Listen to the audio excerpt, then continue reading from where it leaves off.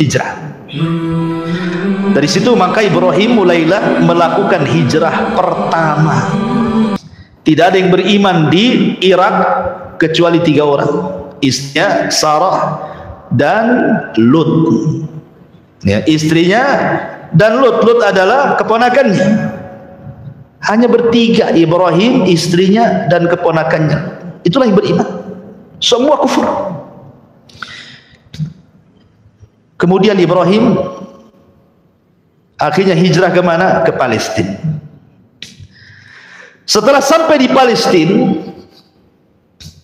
ada yang mengatakan bahwa Ibrahim ini kan belum diberikan rizki oleh Allah Azza wa Jalla, masih mengadu nasib di Palestina.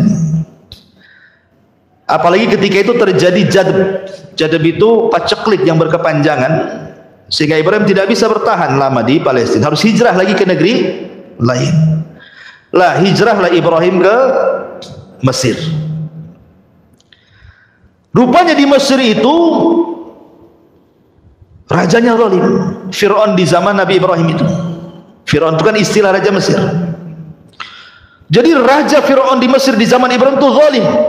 Salah satu sifat buruknya adalah Sarah ini sudah dikenal kecantikannya. Bahkan ada yang mengatakan bahwa separuh kecantikan Hawa itu diberikan kepada Sarah, sebagaimana separuh ketampanan Adam itu diberikan kepada Yusuf. Karena Adam itu tampan. Makanya kita tidak terima kalau teori Darwin itu kita asumsi. Karena Darwin mengatakan bahwa asal muasal manusia dari kera kan. Kera cakep apa ganteng? Jelek kera pula. Enggak apa-apa Darwin saja yang jelek. Kita orang Islam turunan Adam. Adam tuh cakep, separuh kecakapannya diberikan kepada Yusuf saja. Wanita-wanita bisa ngiris-ngiris jari itu dengan pisaunya. Lah ketika kemudian Ibrahim sampai di Mesir, Ibrahim mengatakan karena raja ini tabiatnya jelek, dia kalau melihat istri orang cantik gak terima, pasti dibunuh suaminya, diambil istrinya. Ya. Makanya Ibrahim berbohong kedua kali. Tadi yang pertama berbohong di ibunya, di bapaknya, ngajak keluar bilang sakit. Yang kedua berbohong di raja, ketika mengatakan tuh patung itu yang nakal, aku ndak nakal katanya. Nah ini yang berbohong ketiga nih, ngomong sama istrinya, raja ini, kalau kau tahu kau istriku, kau akan ditangkap. Katakan kau saudariku.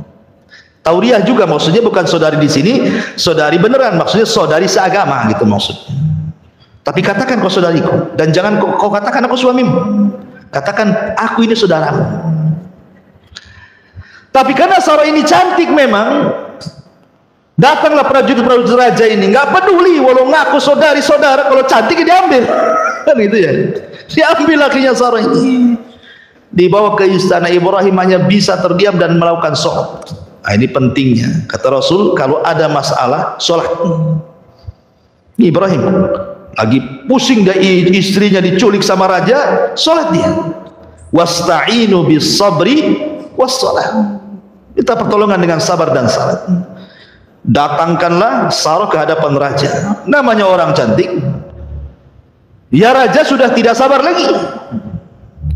Ketika raja ini hendak menjamah Siti Sarah ini, sebutkan dalam sebuah hadis bahwa Sarah berdoa kepada Allah Azza wa Jalla.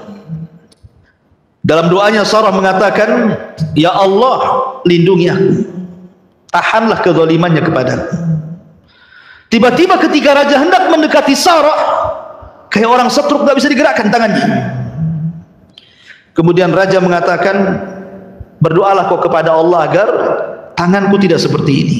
Akhirnya Sarah berdoa, dibalikin lagi tangannya, sehat lagi. Setelah sehat, mau lagi dia. Nah, itulah kadang-kadang maksiat kan. Ya, kadang-kadang kita, wah udah tobat nggak mau lagi. Balik lagi ke maksiat itu, kan itu ya. Itulah setan tuh. Ya. Mau jamah lagi, Sarah berdoa lagi, setruk lagi dia. Sampai 3 kali raja ini ketakutan. Dipanggilnya para prajurit yang nangkap Sarah ini. Apa kata raja? Hei, sini kamu, kusuruh kalian bawa orang, kau bawa setan pula ke sini, katanya. Ketakutan raja itu. Kusuruh kalian bawa orang, kalian bawa setan pula ke sini, katanya. Karena ketakutan raja, suruh nyingkir Sarah ini. Sebagai imbalannya dikasihlah Hajar. Hajar itu anak raja. Perang kalah, jadi tawanan Raja Fir'aun ini. Maka kemudian kata sang raja, ambillah nih Hajar, bawa ke sana, bawa bersama, mau pergi sana. Akhirnya Sarah pun pergi membawa budak pemberian daripada sang raja zalim. Ketika kemudian berjumpa dengan Ibrahim, Ibrahim sedang sholat. Begitulah keajaiban sholat. Ya. Ma'asyiral muslimin yang dimuliakan Allah, akhirnya karena tidak mungkin dilanjutkan di Mesir, balik lagi Ibrahim ke mana? Ke Palestina. Lah Ibrahim ini ikhwatu fiddin muliakan Allah Subhanahu wa taala, usianya sudah lanjut. Setiap hari dia berdoa kepada Allah Subhanahu wa taala, Rabbi habli minas salihin. Ya Allah, anugerahkan kepadaku anak yang saleh. Tapi tidak kunjung dikasih. Karena sudah tua, istrinya sudah nenek-nenek, bahkan dikatakan mandul. Tapi Ibrahim tidak jenuh mengatakan, Rabbi habli minas salihin, ya Rabb, anugerahkanlah kepadaku anak yang saleh. Kenapa Ibrahim minta yang saleh? Karena kalau anak itu saleh menjadi qurratu a'yun, menjadi penyejuk mata orang tua. Tapi kalau anak jahat, terkadang orang tua ini keceplosan ngomong, nak, baiknya kau mati saja lah. Ngapain kalau tahu kau kayak gini, ngapain ku lahirkan diri? Bagus waktu bayi ku cekik kau, katanya. Kan gitu ya. Ada orang tua yang saking kesalnya sama orang tua, sama anak itu, sampai ngomongnya aneh-aneh itu. Udah tahu gini ku cekik, mati kau, katanya. Karena enggak soleh, sumpah hati orang tua. Makanya Ibrahim itu minta anak yang soleh. Kita juga sama. Doa kita kepada anak-anak itu, ya Allah, jadikan anak kita yang soleh, jadikan, supaya anak itu menjadi penyejuk mata, gitu maksudnya. Tapi Allah Subhanahu wa taala tidak kunjung memberi. Akhirnya kemudian Hajar ini, Sarah ini, cobalah mencari solusi. Karena dia tahu bahwa suaminya kepengen punya keturunan, apalagi suaminya seorang nabi, harus ada keturunan kan gitu.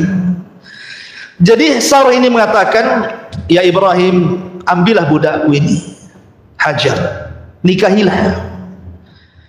Akhirnya kemudian Ibrahim pun menikahi Hajar dan menggaulinya. Kemudian Allah takdirkan Hajar hamil. Oh, rupanya perlu dipancing. Antum kalau sudah menikah lama, tidak punya anak, dipancing poligami. Biar punya anak. Ya. Ma'asyiral muslimin yang dimuliakan Allah Azza wa Jalla. Kemudian ini kalau udah dipancing kok istri kedua tak punya anak lagi, poligami lagi. Sampai kapan dan balik gitu ya. Taib. Akhirnya kemudian setelah punya anak nih Ismail, maka Ibrahim ini nampak namanya udah tua, tiba-tiba dikaruniai anak, kan luar biasa kecintaannya kepada Ismail. Namanya cinta kepada anak, tidak mungkin pula tidak cinta sama ibunya. Tentu ya cinta juga sama ibunya. Inilah yang membuat cemburu Sarah. Tetapi Allah Subhanahu wa taala apabila menghendaki sesuatu pasti menghidupkan sebabnya, kan? Memang harus ada sebabnya. Hajar ini harus pindah dari situ. Kan tidak mungkin langsung, ayo Hajar kita berangkat ke Mekah, kan nggak gitu. Harus dibuat sebabnya dulu, skenarionya dulu, kan? Jadi Sarah ini mulai cemburu karena Ibrahim ini selalu mendekati Ismail. Otomatis yang mendekati Ismail dekati ibunya juga, kan gitu. Jadi terkadang Sarah itu mencari-cari Ibrahim ke sana kemari, nggak ada. Oh, pasti dia sama Sarah. Saking cemburunya akhirnya dia memanggil Hajar. Kemudian oleh Sarah, Hajar itu bajunya diikat tali, kemudian ujung talinya diikat batu. Jadi kalau kemana-mana kan batu ini diseret-seret, kan tahu tuh. Mungkin kalau bahasa sekarang ini dikasih GPS lah. Cuman kan pakai batu GPS. Jadi tahu nih, ini ada bekas jalan batu nih. Oh, di situ kan, itu maksudnya. Saking cemburunya tuh. Begitulah orang dulu. Sama juga, antum kok cemburu sama antum, hati-hati, handphone antum ada GPS-nya itu. Bang di mana bang? Batu Haji. Nagoya kan.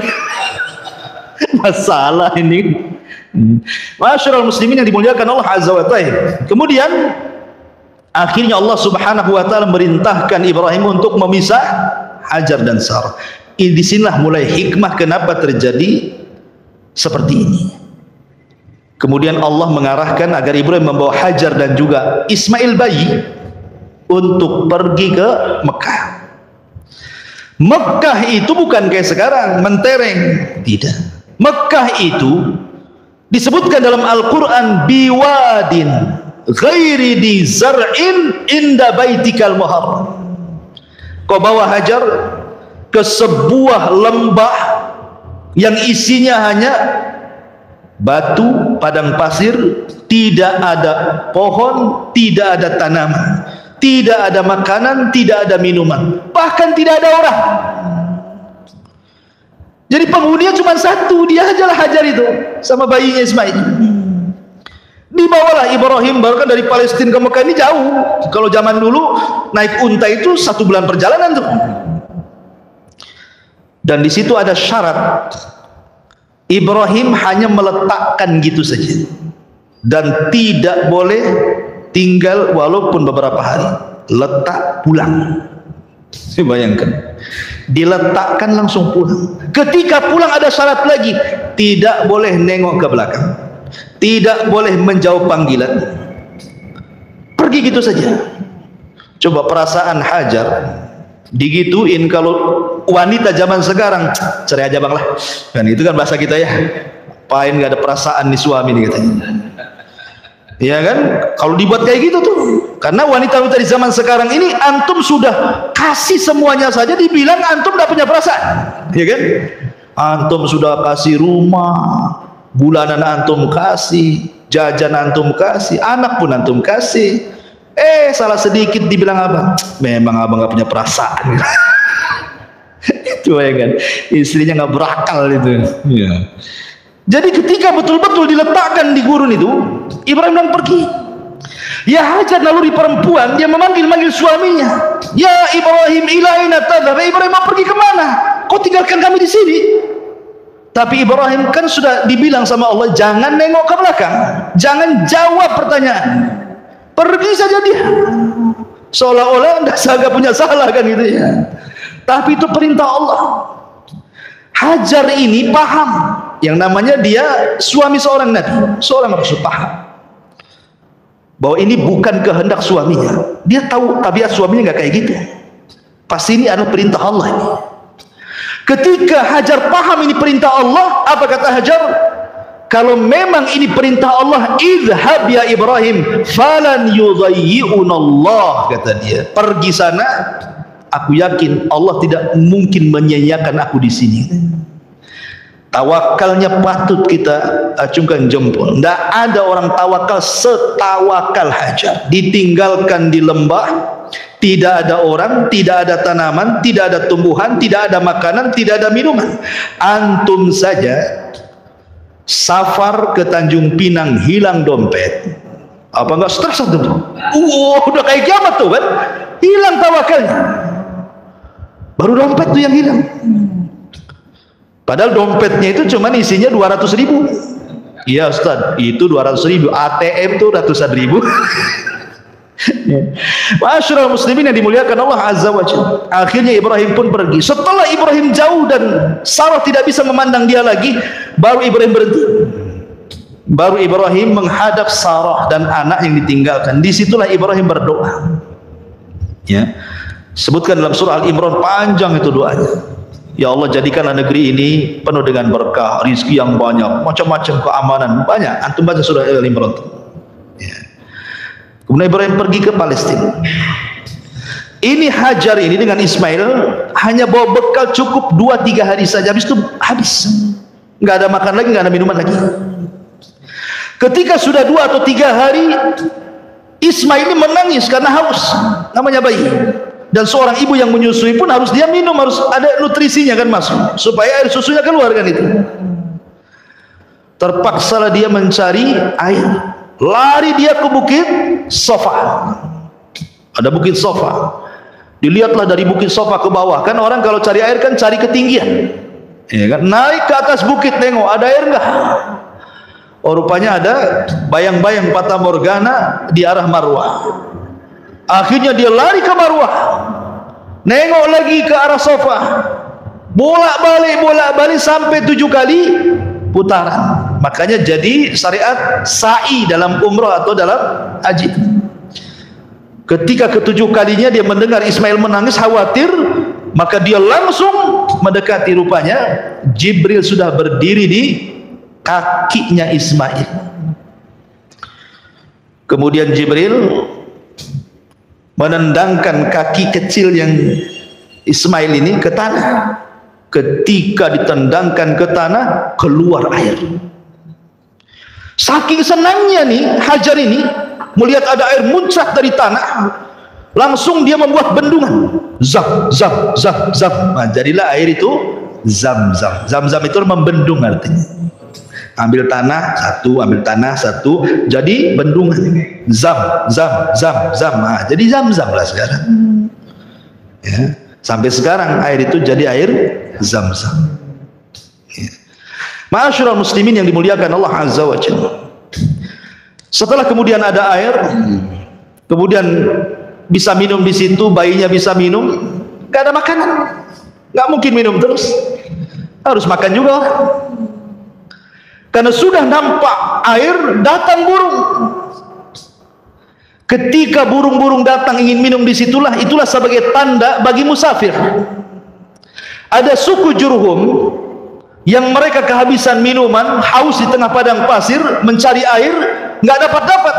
Rupanya dilihat burung. Oh, di situ ada air. Kalau ada burung pasti ada air.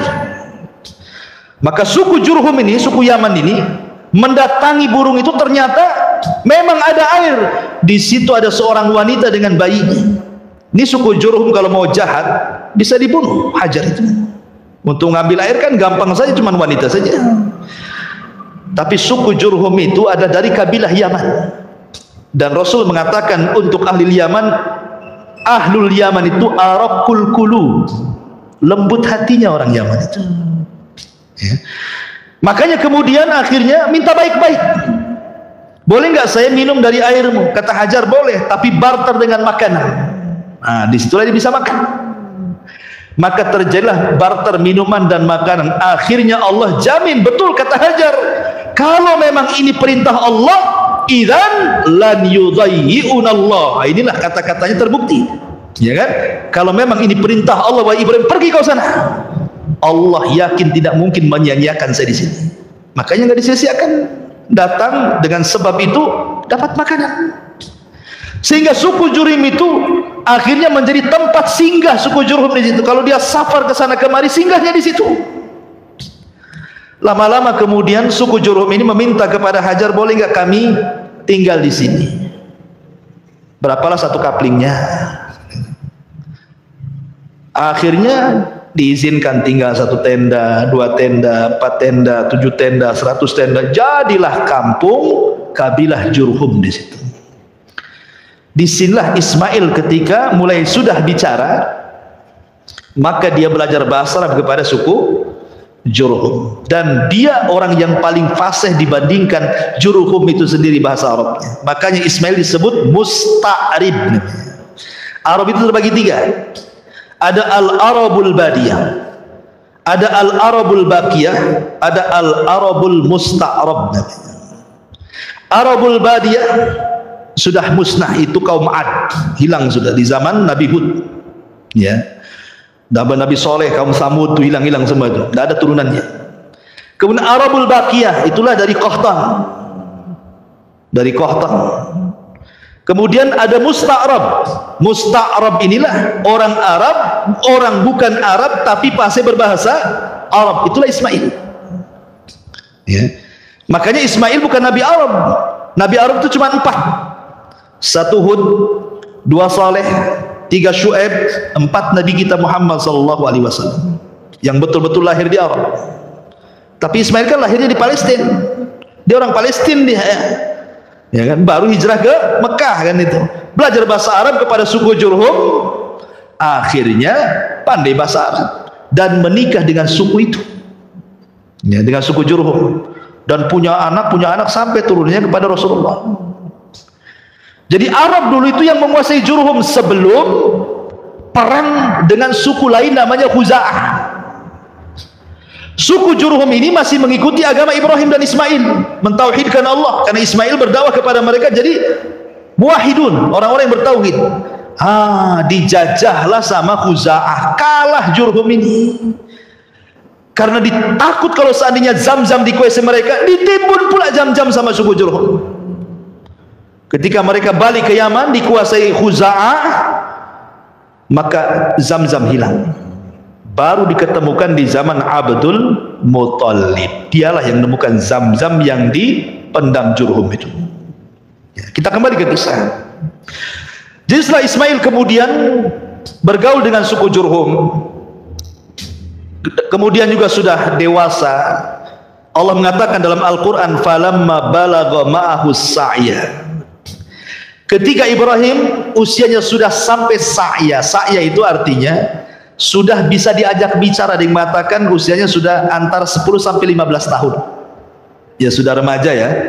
Sudah bisa diajak bicara, dimintai bantuan, diajak diskusi. Kan itu usia-usia 10 tahun sampai 15 tahun kan sudah bisa lah orang tua berbicara itu, ngajak bicara itu. Ibrahim ini tidak pernah ketemu dengan Ismail sekian tahun. Udah belasan tahun tidak pernah ketemu.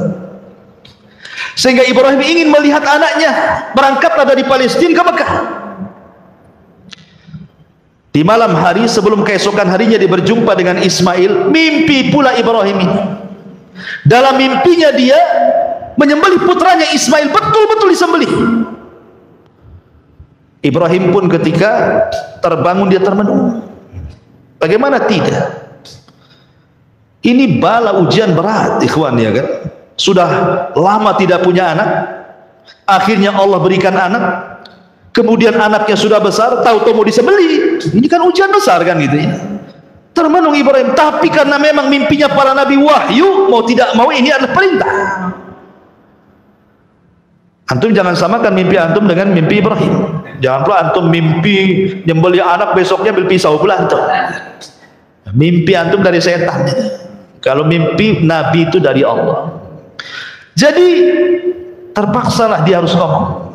Ketika besoknya ketemu Ismail, oh senang, namanya bapaknya dalam enggak ketemu, istrinya juga suaminya enggak ketemu kan senang. Maka Ibrahim kemudian harus ngomong walaupun berat. Dibawanya Ismail ke tempat yang lain, dijauhkan dari ibunya. Kemudian ayahnya ngomong baik-baik. Dia mengatakan, qala ya bunai, inni ara fil manami anni adzbahuka fanzur madza tara. Wahai anak, bapakmu semalam tidur bermimpi.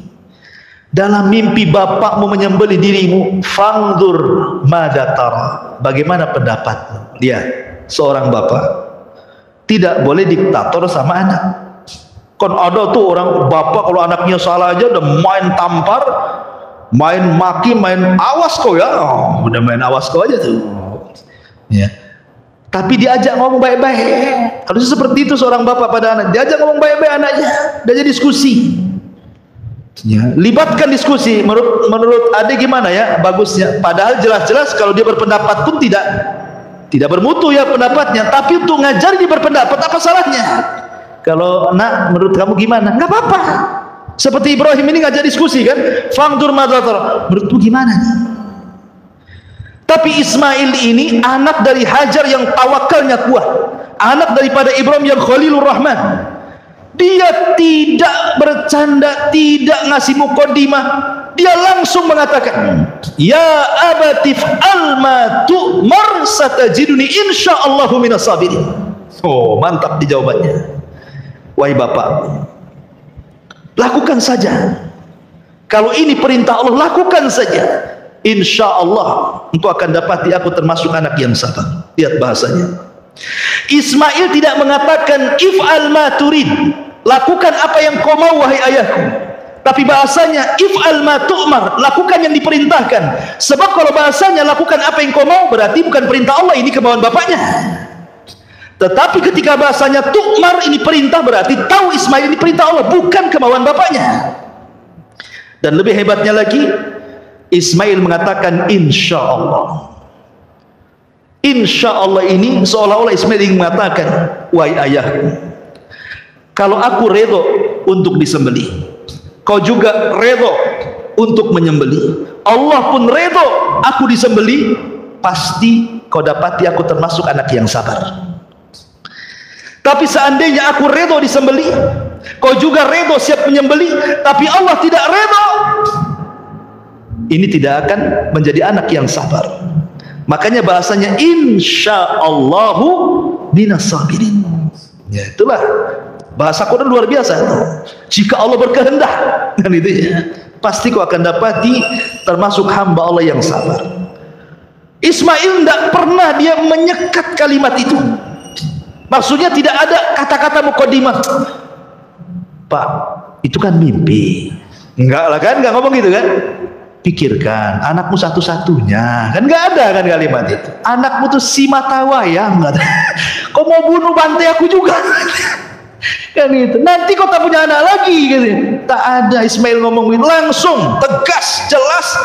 Wahai bapakku, kalau ini perintah Allah, lakukan. Insya Allah anakmu termasuk anak yang sabar.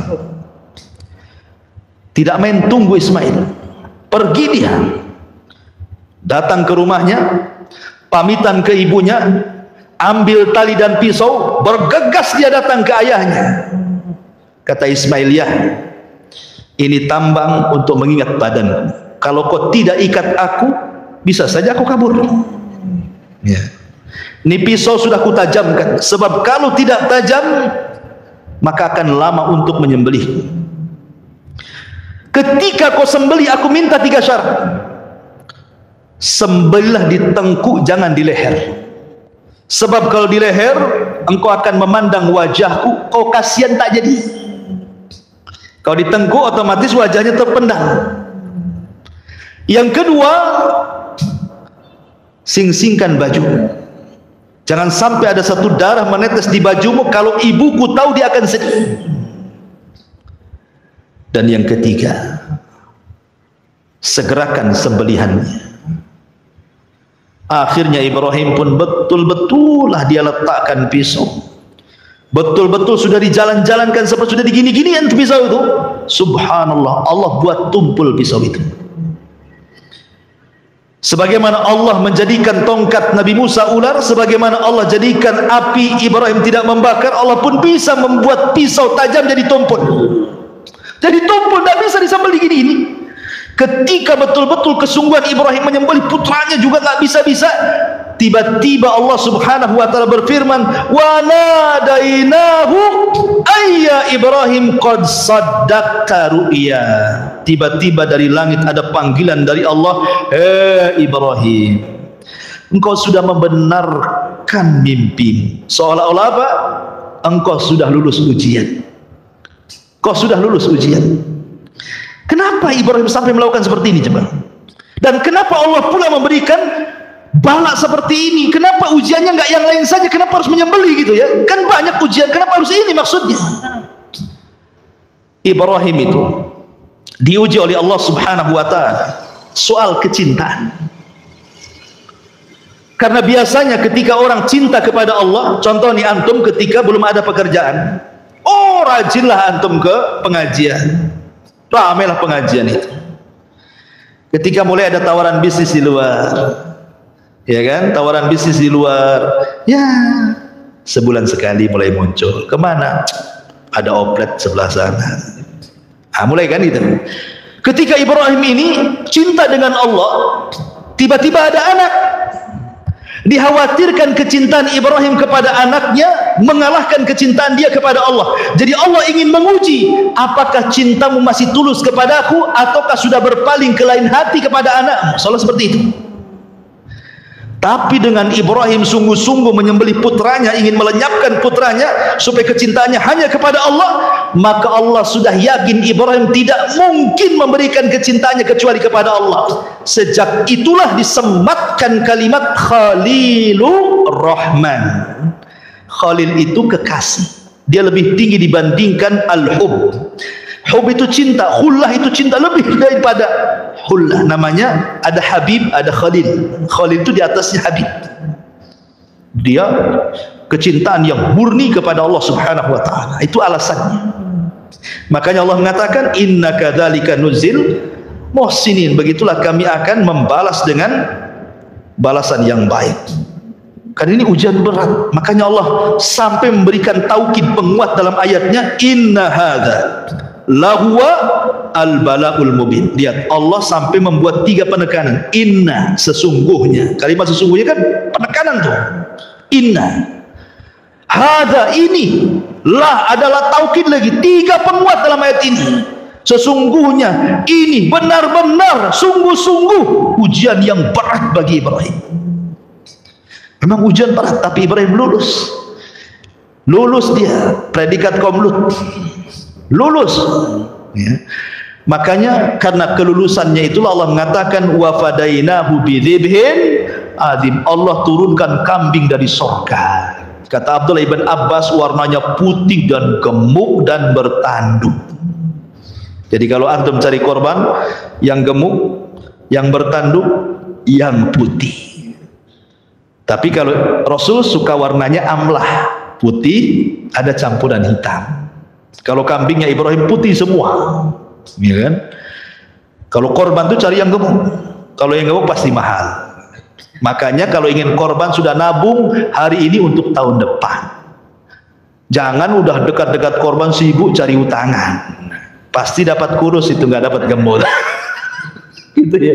Jadi kalau antum betul mau korban yang tabung dari sekarang kan itu ya, untuk tahun depan pasti dapat gemuk, dapat jantan, dapat warna yang bagus. Karena kalau mahal itu semua ada kan itu. Kalau murah antum mau cari yang mana? Kadang-kadang udah jelas-jelas bawa 5 juta, ada pula harga 3 juta, yang 2 juta dimasukkan lagi. Udah ini aja katanya, murah katanya. Kita sedang bermuamalah dengan Allah, ikhwan, bukan bermuamalah dengan orang. Karena kurban ini yang sampai kepada Allah bukan daging, bukan darah, tapi takwanya kita kepada Allah. Langsung cerita. Lanjut cerita, kemudian Ibrahim menyembeli domba itu. Makanya Allah mengatakan dalam ayat yang lain, wa taraknahu lil akhirin, dan cerita Ibrahim ini akan menjadi sebuah cerita bagi orang-orang setelahnya. Makanya setiap datang kurban pasti cerita Ibrahim, karena akan menjadi cerita bagi orang-orang setelahnya. Setelah itu maka Ibrahim pun balik lagi ke Palestina. Kemudian setelah itu meninggallah Sarah. Ketika meninggal Sarah, dia balik ke Mekah, kemudian membangun Ka'bah bersama Ismail dan tinggal di Mekah. Bahkan ketika meninggal Hajar, dia menikah lagi. Ya.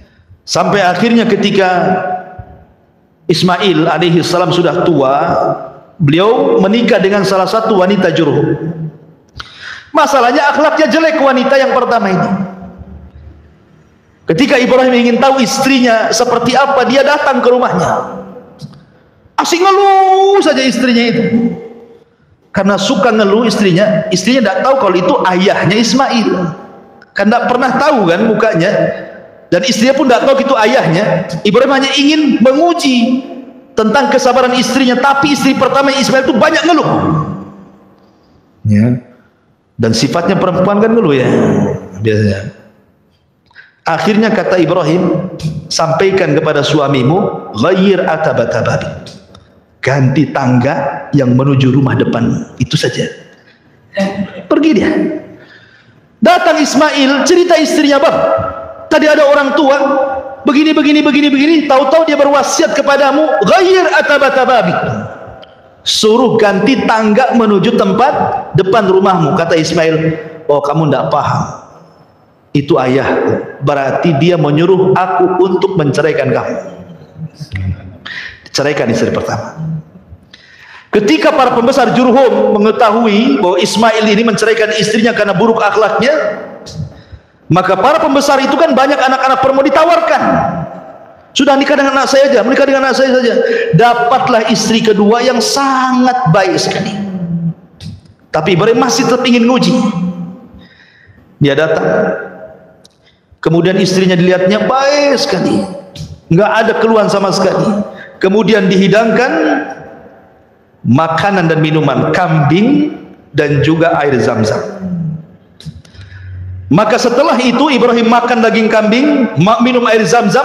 Kata Ibrahim, Allahumma barik lakuma fi syarabikuma wa ta'amikuma.